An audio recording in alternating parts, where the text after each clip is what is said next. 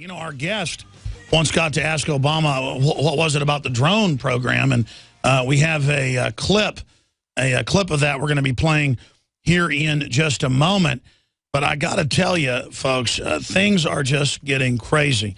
This Ukraine situation is huge. And the Crimea has voted, that little sliver of land by Russia down into the south there to the sea, has voted to join Russia. It's been part of Russia many times in history. And again, I'm not saying Vladimir Putin's a great guy. The point is the West is starting all this. And they want a new Cold War. John McCain, in testimony yesterday and today, said that we need to increase defense spending, not cut it, because of the new situation with Russia.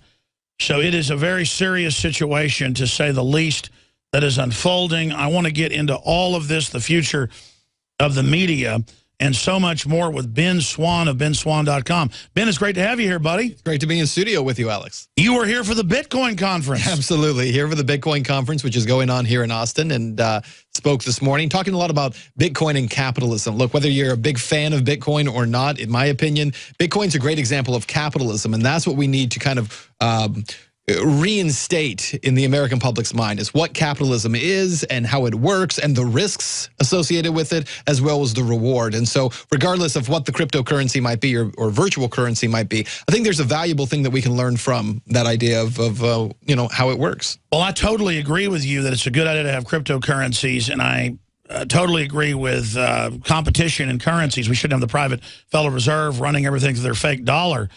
But at the same time, I've had concerns about the provenance of Bitcoin itself. And now we have the CEO found dead in Singapore. A young American woman who ran the first Meta Bitcoin exchange was found dead in her Singapore apartment last week. Police are investigating the unnatural death. And you've got all this stuff, lawsuits firing up around it, Bitcoin exchanges disappearing.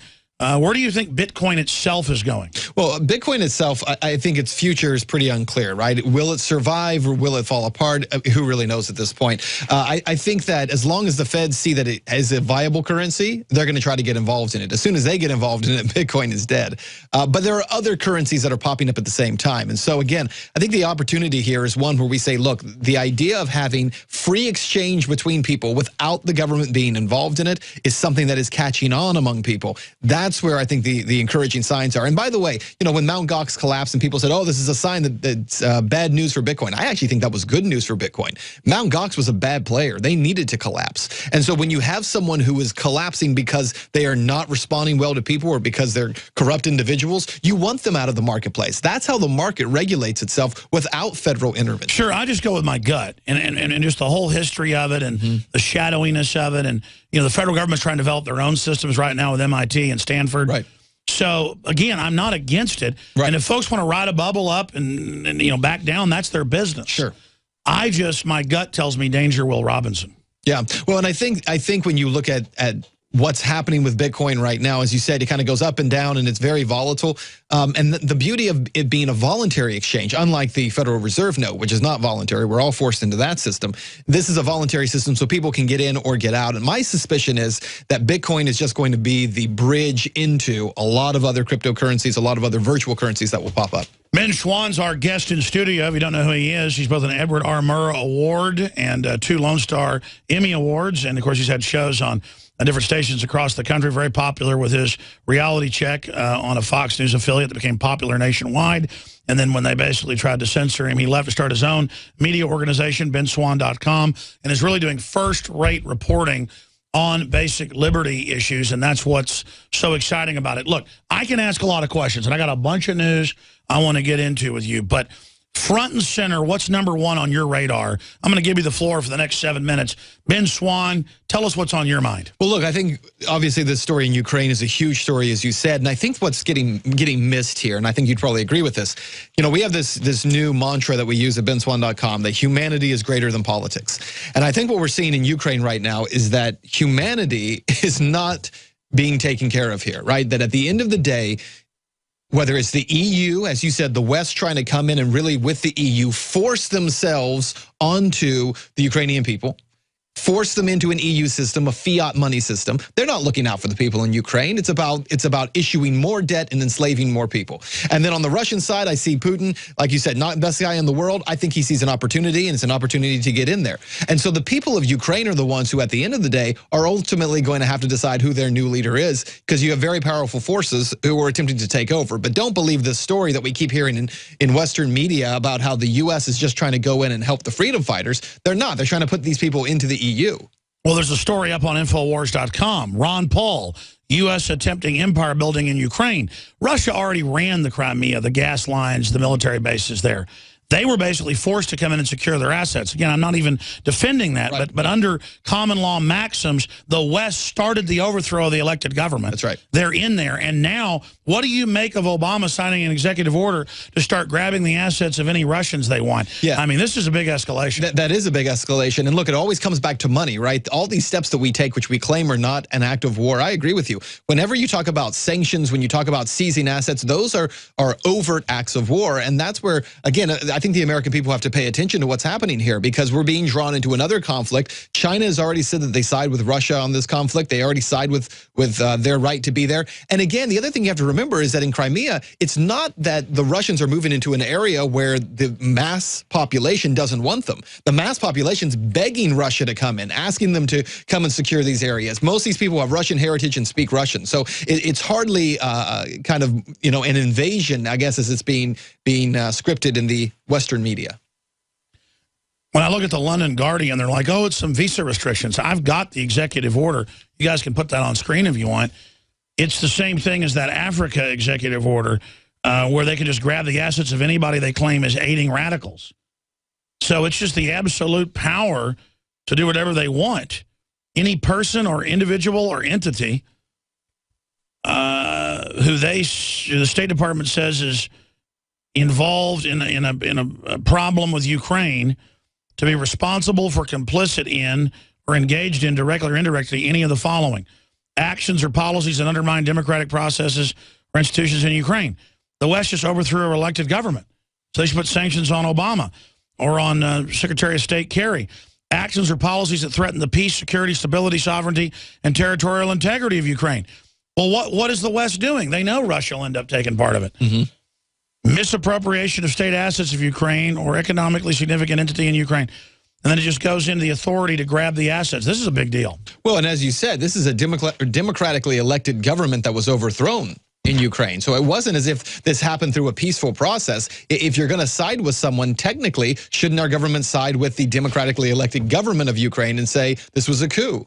But they don't do that, right? And so what we're seeing, again, the other thing too, come on, John Kerry, and the Secretary of State Kerry, getting up and talking about how we can't be meddling in other countries' affairs. You can't allow some country to come up with some loose reason just to enter the country. And it's the same thing that he was doing with Syria. The same. It's like he's trying to make hypocritical, satirical jokes. It is. It is. It's almost comical, if it weren't so sad, that when he's making these statements, because it's the exact same thing the U.S. is doing, claiming they needed to be in Syria. What we did when we went into Iraq to chase down invisible weapons of mass destruction. When the West does it, it's considered spreading democracy. And I guess when Russia does it, it's considered an invasion.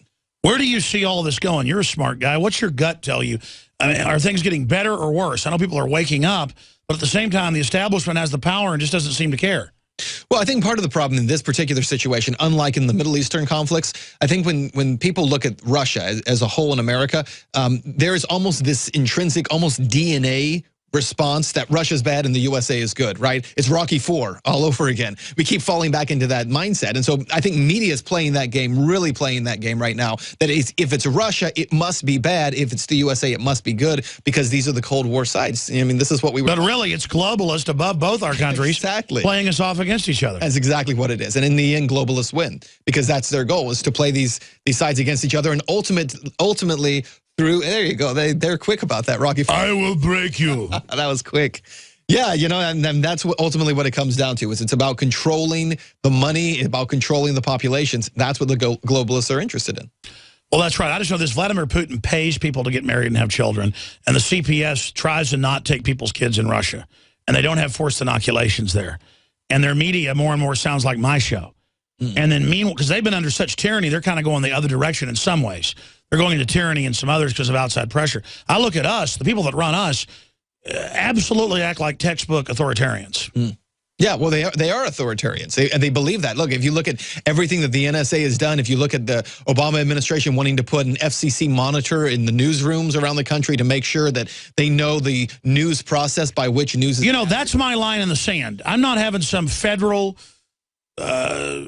minion, or to quote Tony Montana, a Chavano in every corner telling me what to eat, what to sleep, what to wear. Yeah. You know, about a sheep, bah. I mean, this has got to end. Yeah, it's ridiculous. I mean, it flies in the face of every fundamental basic right that we have. And certainly in the media or in the press, the freedom of press is about having the right to be able to dissent. And that's what they want to remove, is the right to dissent.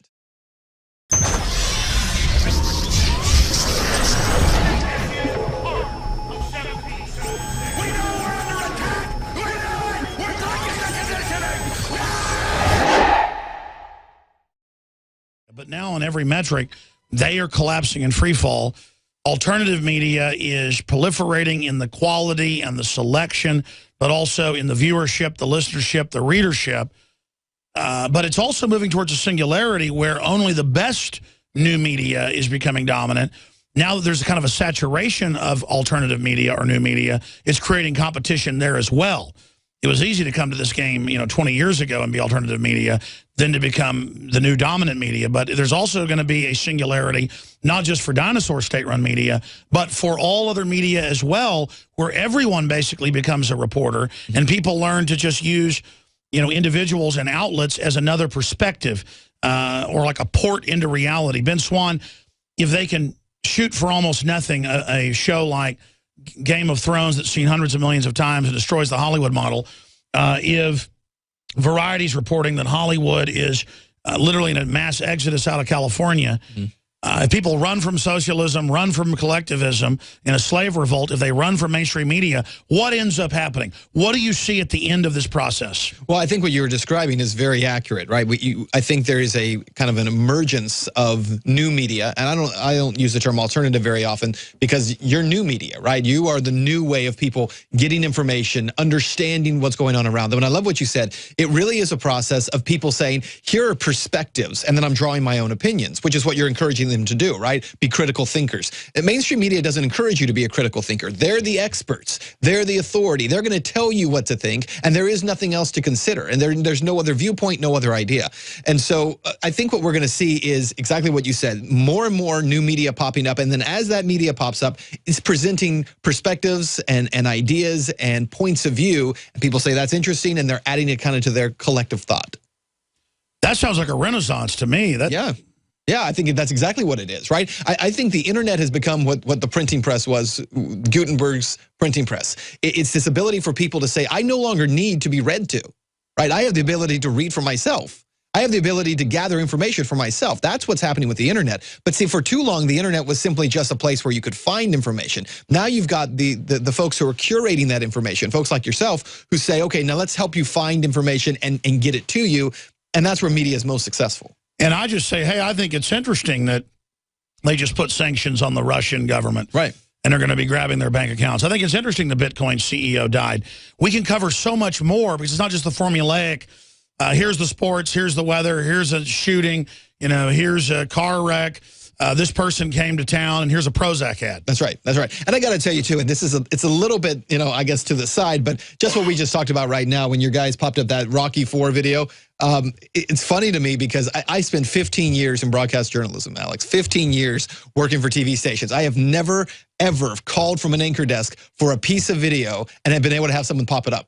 I mean, that's how fast the pace is in this place. So what you guys... Well, watch this. I'm going to tell them to move the camera more that way because there's too much room on this side. One side. Yeah. Well, we don't want you right in the middle, but we want you exactly right like that. No, but that's the thing. People can see all the sausage being made right here. That's right. I don't try to form all my words perfectly. It's just stream of consciousness. And it's authenticity, right? That's what this experience has to be. It has to be an authentic experience. It's not this polished, hey, we've got to make everything look a certain way, sound a certain way, so that we're very careful in how everything comes out, because it's all about, on that end, the mainstream message is about controlling the message. You're not trying to control the message.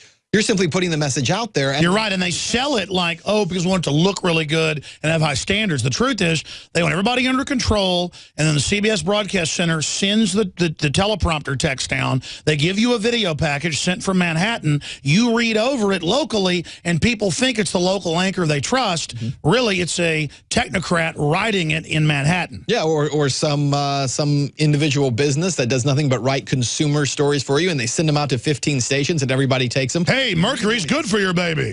And revoices them, and that's the key, right? It's the anchor's voice, so it has the legitimacy, but it's the same script going out to every place. It makes them repeaters. They are repeaters. But now what you've done successfully, launching your own media platform, and others are doing, I mean, this is the death knell. I don't think they can come out with taxes, regulations, net IDs, internet neutrality. I don't think they can put Humpty Dumpty back together again. Yeah, I think the challenge for them is going to be to stay relevant, because even if new media didn't exist, I mean, they're still irrelevant, right? If you got rid of all the new media in one fell swoop, that doesn't suddenly make you more legitimate. And so folks still won't watch Piers Morgan. That doesn't make them any less dead. Right, that's right. Symbols are powerful, and the globalists have hijacked the symbols of America. They've turned them into their own symbols. Well, we are restoring the idea of the true republic, not the counterfeit globalist empire, by promoting the icon George Washington and others. That's why we're rolling out an 100% made in America line of incredible pro-liberty apparel. We are repopularizing liberty. We are helping fellow Americans rediscover what made this country great. We are the spirit of 1776. We are 1776 worldwide. We are all brothers and sisters in arms in the animating contest of liberty in the long march towards humanity's ultimate destiny of freedom. Visit madein1776.com today and vote with your dollars to promote truly made in America, high-quality products, and promote the ideals of liberty. This list of folks who have been targeted for assassination, right. And on that list have been U.S. citizens who have not been afforded trial, including Anwar al-Awlaki. How do you, as president, or any president for that matter, regardless of party or person, utilize that power to assassinate even U.S. citizens? Well, first of all, you're basing this on reports in the news that have never been confirmed by me, and I don't talk about our national security decisions in that way. Well, what an answer. The president won't confirm that list. Now he openly brags about it and says, I'm really good at killing people. Right. So this is the attempt of like denying that the ocean has fish in it or something. This is the level of, hey, you can keep your doctor, it'll cut your premium. You can't keep your doctor, it increase your premium. It's this arrogance of lying, and it's getting worse because they don't get in trouble now, even though Congress has a 6% approval rating, 10 at the highest. They just, so it's a paradox. Everybody knows they're liars, but they just continue on. Ben Swann, looking at this, how is this the Peace Prize winner? Well, that's a great question. I mean, he doesn't deserve a Peace Prize, but he never deserved it in the first place. I mean, you gave him the Peace Prize when he'd only been around for, a very short amount of time. I mean, what we're talking about, he'd barely gotten into the White House, and he already had a Peace Prize around his neck. And it wasn't based upon anything he had done, but I don't think it matters because that's all a political game, right? It's about he's the guy we like, and when he kills people, it's okay. They must be bad people. When Bush does it, then no, he's a war criminal. Yeah, but it's trendy when Obama does it. That's right. It's cool to do it when because he shoots hoops and Yeah, I mean that's the mentality, and that's what's really, I think, embarrassing for media in the United States is this double standard where they do not hold this president accountable to anyone or anything. Well, the word is Jay Leno did those jokes about Obama and stuff. That's why he was taken out. And now the guy that replaced him, his ratings are falling. Yep. And then that takes us back to Piers Morgan. You were talking about him during the break. Yeah. What is your take on that whole phenomenon? Well, I think, first of all, you made a great point. When Piers Morgan came in, he was billed as being this phenom who was showing up from Great Britain. He was a brilliant journalist. He was a great interviewer because apparently he made some prime minister cry at some point. Well, Barbara Walters does the same thing. We don't call her a great hard-nosed journalist. And yet, here's Piers Morgan. He shows up on air, and his show it fell flat from day one. His highest moment, really, in his entire time was with you. I mean, when you were on his show and you basically lambasted him, that was Piers Morgan's moment. That aired on basically every news show in the West, Japan. It aired on every comedy show from Comedy Central and the Colbert Report. and Stewart right through to Jay Leno. It was seen by probably 1 billion people, and it was a dead cat bounce for him. His ratings went up for a while but went right back down because it discredited him. And they're always telling us, be nice, don't stick your head up, don't get noticed. That's how you win in politics. But then they're vicious. They want us to stand down and not be aggressive so they can be aggressive and take over. That's right. I think the moral there is Paul Revere rode around saying, get weapons and kill people. I'm not saying that. Right. I'm raising my voice saying, look, you're here to take our guns. It's going to start a civil war if you do. And Piers Morgan knows that. And everybody knows that. Stop mincing words. Stop letting them set the parameters of the debate where I have then a fake debate with him so I'll be invited back on his show. Right. I'd rather blow his show up politically with a political hand grenade of truth and be done with him. Well, look, and remember, whenever anybody talks about that interview, they always say, did you see Alex Jones on Piers Morgan? Not, did you see Piers Morgan interview Alex Jones? And the difference is that people are saying, did you see Alex Jones, what he had to say, how he said it? Piers was just, he just happened to be there. He was a casualty. He was a sideshow. And so there was nothing to do with him. And so as you said, look, his ratings were terrible. That guy has posted some of the worst ratings in CNN's history. 380,000 viewers. Incredible. But we're talking about in key demos, 50,000, 48,000 people in key demos. That's what the advertising Now, to put that in perspective, my show is only in the top 15 or so. And it's probably like 14th or something. Talker says, in the top 25. Terrestrial radio, 3 million listeners a day. Yeah. I mean, Rush Limbaugh has like 15 million a day. Right. Coast to Coast AM, like 6-7 million a day. Sean Hannity, 10 million a day. Michael Savage, 10 million a day. So I'm not up here beating my chest, hey, I'm a big guy. Literally, look at the fanfare, though, around a CNN. Oh, absolutely. Around their guy with 380,000 viewers in the entire U.S. That's 5:90 a.m. in Austin. I happen to know when I'm on in the morning, especially if there's tornadoes or something, has had up to 500,000 listeners. Or 2 million people in total metro, 500,000 tune in. Yeah. Usually it's a couple 100,000 in the morning. Yeah. I mean, it shows how it's a facade, Ben. Oh, absolutely. I mean, it's like small market local TV, or what his ratings were. And what's amazing is his ratings were like that for, what, 2.5, 3, 4 years, however long he was on there. I mean, they kept him in that position. And it's not just Piers Morgan. I mean, we're beating up on Piers a little bit. MSNBC's tanking. Absolutely. Or anything on CNN. Try any program on CNN. Nobody's watching them. And so their answer to that is, instead of actually covering more news and instead of responding to what consumers want, it's like, well, let's go out and let's get some reality TV. Listen, they could stick a local libertarian talk show host on there and get 2 million viewers a night. They could. They absolutely. I guarantee you, if they stuck you in that slot, you do the investigative reports, that show would have 5 million viewers in a month. It would, because you would beat Fox News, but they won't do it because they want to control the message. That's right, because it's more important that they not win in ratings or have viewers. It's more important that they say the right things. It gives them access. Then the executives go to parties and they're connected to the the higher ups. But I agree with you. Listen, you could flip CNN in a heartbeat in terms of their ratings if you would just put on some content that people are interested in. But the people controlling the country are making trillions off keeping us in the dark, so they don't care. But then there's the paradox, but you have no viewers, dummy. So it's a facade that they're in control, but then they realize they are a facade, so why even keep the facade up? A wind comes by and Piers Morgan blows over. That's right. And then they replace him now with probably a cooking show. Right, because that's where CNN is headed. I mean, CNN is out actively shopping for reality TV shows in Hollywood right now. I mean, the talk is they're basically saying to any reality show producer, please show us what you've got. And they're going to pay big money for it. They could stick a hillbilly on there talking about how much, he loves liberty, and it would have 3 or 4 million viewers. But they won't put that on. They're going to put on some guy who goes around the country tasting food. Because that's their answer. And it's, listen, and one point that Jeff Zucker makes, who's now running CNN, and he does make this point, in 12 years, the cable news audience has not grown. And that includes Fox, that's CNN, MSNBC. In 12 years, there has not been an increase in cable viewership. They've just moved around. The viewers have. Now, that tells you that something in this formula is not working. I have satellite, and I never watch it unless I want to see a movie that's on or weather. I mean, I go online, and I go to benswan.com, I go to drudgereport.com, I go to worldnetdaily.com. Yeah. That's where you're going to get your news from, and that's what people are doing completely around them. It's really an incredible thing to watch American media going through this transformation. It's an exciting transformation. I think it's a great thing. It needs to happen. And it's really only because of the ability that people now have through the internet to be able to access that information. Well, a lot of people ask me, why do you have other talk show hosts on your show? Well, I mean, if I think somebody's doing groundbreaking research and work, it's a war for me. I want to keep the Second Amendment. Yeah. I don't want the state running my kids. I don't want forced inoculations. I don't want the country going bankrupt. I live here. I'm in this to win it.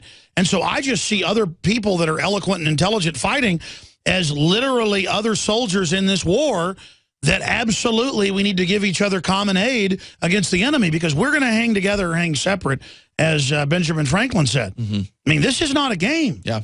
This is the real deal. That's why I will not attack any other libertarians or any other conservatives or constitutionalists or free media people. Even if they attack me now, I will not attack them. And I've never been an infighter, but I will not attack them now, and I will not respond to attacks, because I'm not going to be sitting here later and lose this thing and wish that I wouldn't have been a team player. We need to have an attitude of working together, building each other up, to amplify each other's audiences, to just absolutely take over the media airwaves and dominate state-run media, discredit it, and break with the system.